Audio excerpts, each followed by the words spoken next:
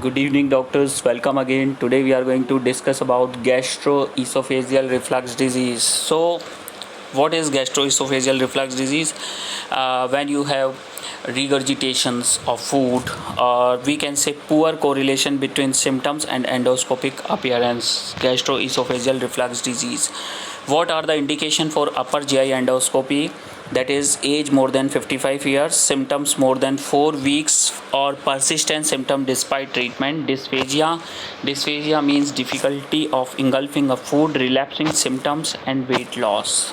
These are the symptoms of gastroesophageal reflux disease and upper GI endoscopy indications. Now, if endoscopy is negative, consider 24-hour esophageal pH monitoring, the gold standard test for diagnosis. What is the investigation of choice for GERD? That is 24-hour pH monitoring. Okay, monitoring of pH is not a good guide to therapy, but symptomatic improvement is a good guide to the efficacy of therapy. Okay. Management means treatment. Lifestyle advice. Firstly, we have to give lifestyle advice.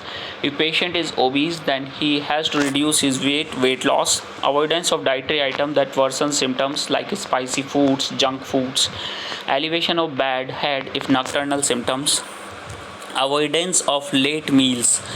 No need to eat in the late nights, and giving up smoking. If he is a smoker, he need to stop smoking for improvement in GERD symptoms. PPI if no response to these measures. Proton pump inhibitors like omeprazole, pantoprazole, esomeprazole, lansoprazole we can use if no improvement after lifestyle changes. Domperidone when dysmotility features are prominent. Domperidone we use as antiemetic also, but in dysmotility helpful. Okay. Laparoscopic fundoplication is the treatment of choice for patient with GERD refractory to or intolerant of proton pump inhibitor therapy. When proton pump inhibitor therapy is failed, then we need to go for Nissen fundoplication. The patient should have had an endoscopy within the 6 months prior to surgery to exclude any suspected pathologies such as Barrett's esophagus or adenocarcinoma.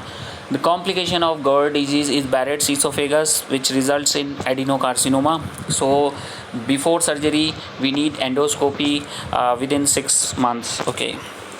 Esophageal transit study is indicated to rule out primary motor disorder, for example achalasia, scleroderma when suspected, and to rule out aparestalsis, which may result in post-operative dysphagia after some forms of fundoplication.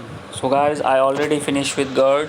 If you have any queries, any question regarding this, you can ask me, and if you're new on my channel, please subscribe it, and if you like this video, put like on it. Thank you.